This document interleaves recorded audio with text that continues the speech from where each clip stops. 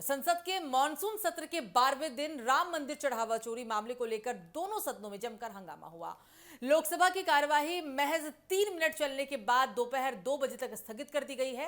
राज्यसभा की कार्यवाही करीब आधे घंटे हंगामे के बाद 12 बजे तक के लिए स्थगित कर दी गई थी। राज्यसभा में नेता विपक्ष मल्लिकार्जुन खड़गे और संसदीय कार्य मंत्री किरेन रिजिजू के बीच बहस भी देखने को मिली। खड़गे ने कहा कि राम जन्मभूमि तीर्थ क्षेत्र ट्रस्ट का गठन केंद्र सरकार ने किया था। ट्रस्ट को 70 एकड़ से भी ज्यादा जमीन सौंपी। पीएम खुद राम मंदिर से जुड़े हर आयोजन में शामिल हुए थे। अब ईडी, सीबीआई और अन्य केंद्रीय जांच एजेंसियां कहां हैं? सरकार को सदन में इसका जवाब देना चाहिए।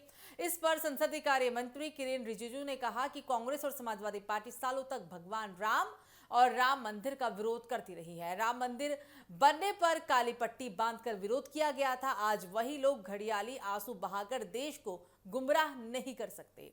पहले भगवान राम का अपमान करने के लिए देश से माफी मांगिए, उसके बाद सरकार से जरा जवाब मांगिए।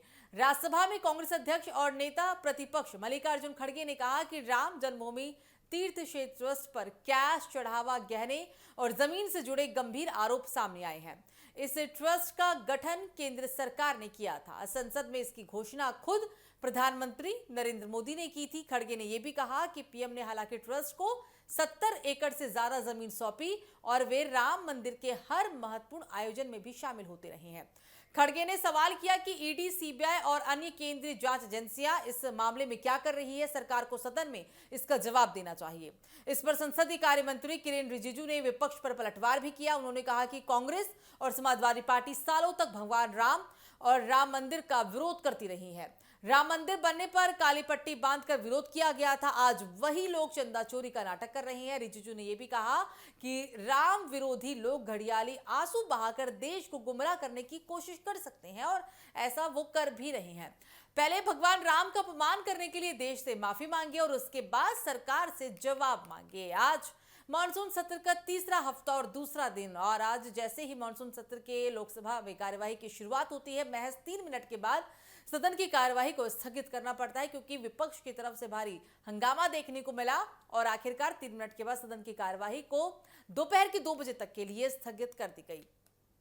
आपको बता दें कि विपक्ष अब राम मंदिर चढ़ावा चोरी को लेकर सरकार पर हमलावर है और कई तरह के आरोप विपक्ष के द्वारा लगातार लगाए जा रहे हैं। और इसी कड़ी में आज राज्यसभा की कार्यवाही करीब आधे घंटे के हंगामे के बाद ही 12 बजे तक के लिए स्थगित कर दी गई थी। राज्यसभा में नेता विपक्ष मल्लिकार्जुन खड़गे और संसदीय कार्य मंत्री किरेन रिजिजू के बीच काफी बहस भी देखने को मिली।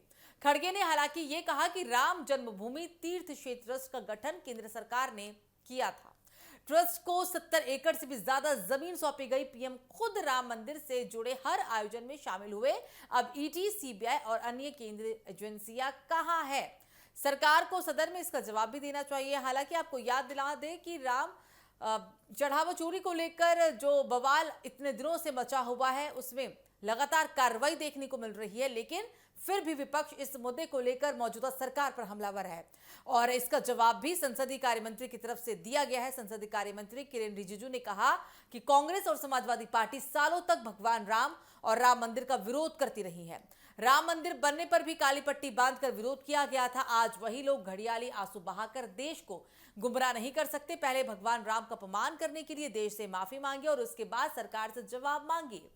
राज्यसभा में कांग्रेस अध्यक्ष और नेता प्रतिपक्ष यानी मल्लिकार्जुन खड़गे लगातार इसका विरोध करते हुए नजर आए। राम जन्मभूमि तीर्थ क्षेत्र ट्रस्ट पर कैश, चढ़ावा, गहने और जमीन से जुड़े गंभीर आरोप भी उनके द्वारा लगाए गए। हालांकि उन्होंने ये भी कहा कि इस ट्रस्ट का गठन केंद्र सरकार ने खुद किया था। संसद में इसकी घोषणा खुद प्रधानमंत्री मोदी के द्वारा की गई थी।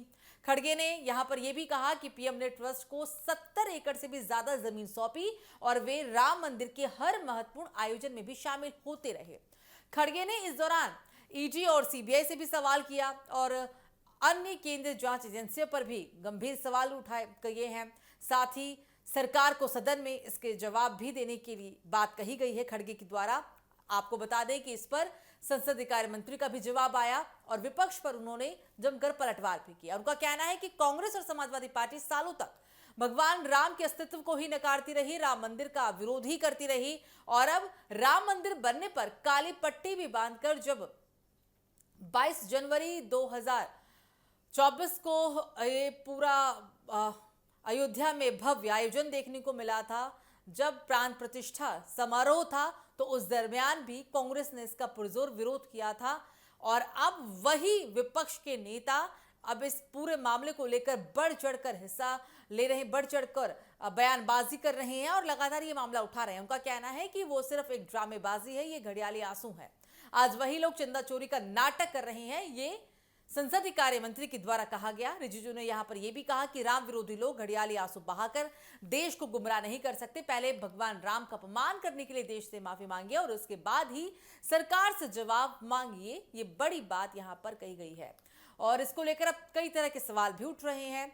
राम मंदिर विरोध करने वाले अचानक ट्रस्ट पर सवाल उठा रहे हैं। ये एक अहम सवाल सरकार की तरफ से उठ रहा है। क्या विपक्ष आस्था के मुद्दे पर सिर्फ सियासत करने में ही जुटा है? क्योंकि जिस तरीके से 2027 में यूपी विधानसभा चुनाव है और उससे पहले ये मामला लगातार तूल पकड़ रहा है। हालांकि इस मामले को लेकर कार्रवाई भी की जा रही है। सरकार की तरफ से एसआईटी का गठन किया गया और अंतिम रिपोर्ट भी पेश करने की बात कही गई, लेकिन फिर भी विपक्ष इस मुद्दे को लेकर हमलावर है।